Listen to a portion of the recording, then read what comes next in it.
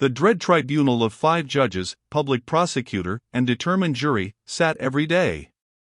Their lists went forth every evening, and were read out by the jailers of the various prisons to their prisoners. The standard jailer joke was, "Come out and listen to the evening paper, you inside there." Charles Evrémonde, called Darnay. So at last began the evening paper at La Force. When a name was called, its owner stepped apart into a spot reserved for those who were announced as being thus fatally recorded.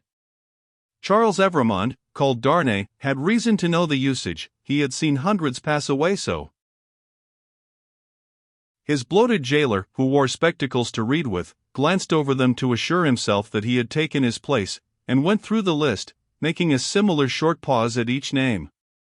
There were 23 names, but only 20 were responded to, for one of the prisoners so summoned had died in jail and been forgotten, and 2 had already been guillotined and forgotten.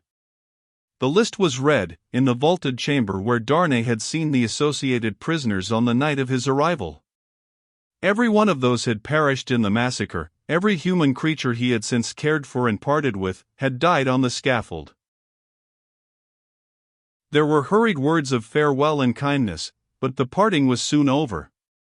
It was the incident of every day, and the Society of La Force were engaged in the preparation of some games of forfeits and a little concert, for that evening. They crowded to the grates and shed tears there, but 20 places in the projected entertainments had to be refilled, and the time was, at best, short to the lock-up hour, when the common rooms and corridors would be delivered over to the great dogs who kept watch there through the night. The prisoners were far from insensible or unfeeling. Their ways arose out of the condition of the time. Similarly, though with a subtle difference, a species of fervor or intoxication, known, without doubt, to have led some persons to brave the guillotine unnecessarily, and to die by it, was not mere boastfulness, but a wild infection of the wildly shaken public mind. In seasons of pestilence, some of us will have a secret attraction to the disease, a terrible passing inclination to die of it. And all of us have like wonders hidden in our breasts, only needing circumstances to evoke them.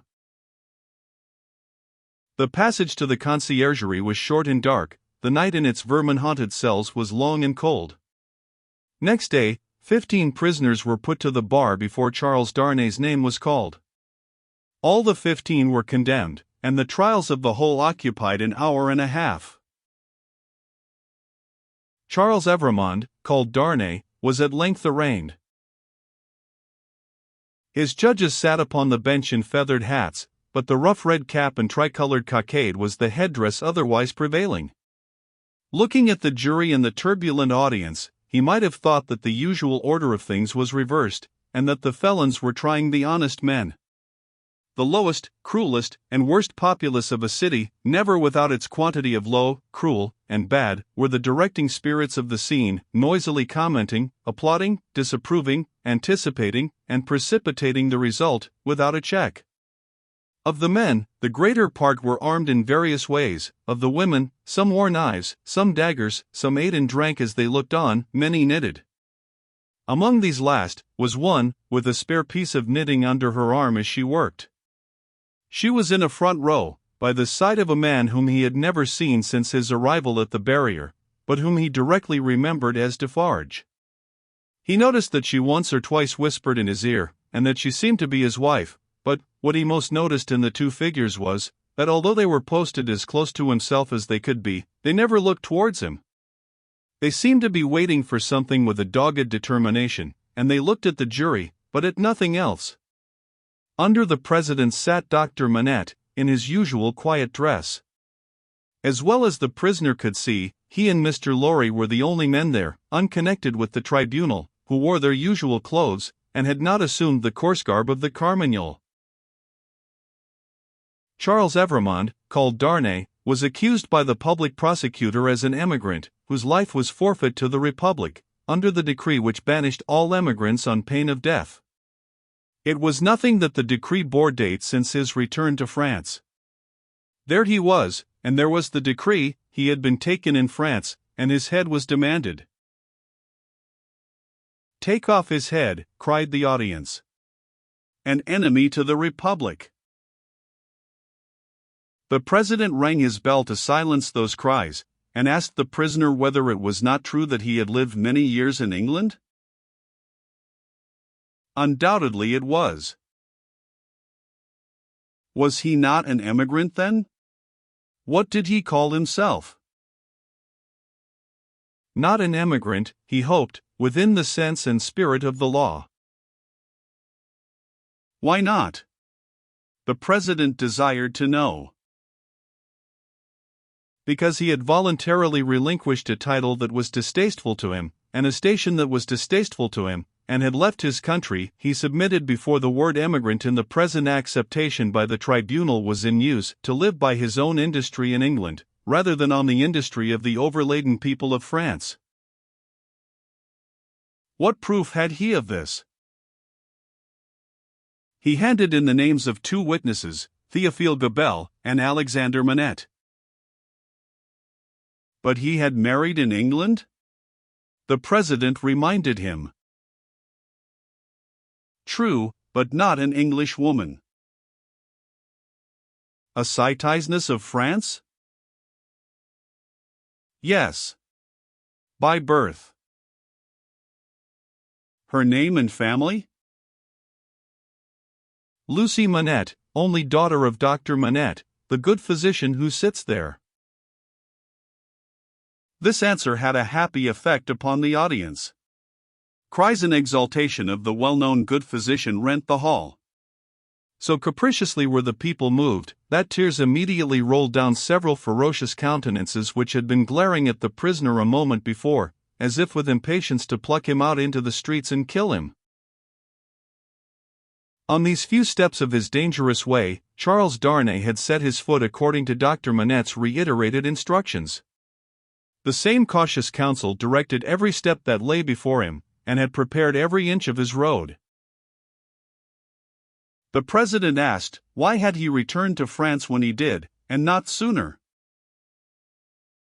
He had not returned sooner, he replied, simply because he had no means of living in France, save those he had resigned, whereas, in England, he lived by giving instruction in the French language and literature.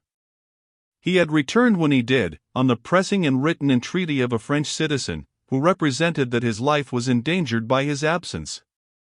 He had come back, to save a citizen's life, and to bear his testimony, at whatever personal hazard, to the truth. Was that criminal in the eyes of the Republic? The populace cried enthusiastically, no, and the president rang his bell to quiet them. Which it did not, for they continued to cry no, until they left off, of their own will. The president required the name of that citizen. The accused explained that the citizen was his first witness. He also referred with confidence to the citizen's letter, which had been taken from him at the barrier, but which he did not doubt would be found among the papers then before the president. The doctor had taken care that it should be there, had assured him that it would be there, and at this stage of the proceedings it was produced in red. Citizen Gabelle was called to confirm it, and did so. Citizen Gabelle hinted, with infinite delicacy and politeness, that in the pressure of business imposed on the tribunal by the multitude of enemies of the Republic with which it had to deal, he had been slightly overlooked in his prison of the Abbaye. In fact, had rather passed out of the tribunal's patriotic remembrance until 3 days ago, when he had been summoned before it, and had been set at liberty on the juries declaring themselves satisfied that the accusation against him was answered. As to himself, by the surrender of the citizen Evremond, called Darnay. Dr. Manette was next questioned.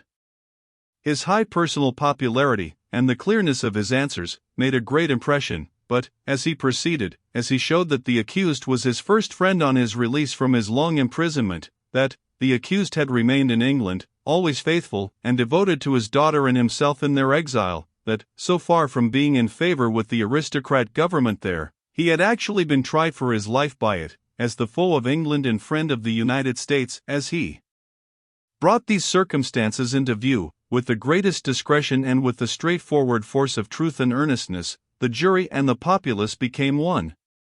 At last, when he appealed by name to Monsieur Lorry, an English gentleman then and there present, who, like himself, had been a witness on that English trial and could corroborate his account of it, the jury declared that they had heard enough, and that they were ready with their votes if the President were content to receive them. At every vote, the jurymen voted aloud and individually. The populace set up a shout of applause. All the voices were in the prisoner's favor, and the President declared him free.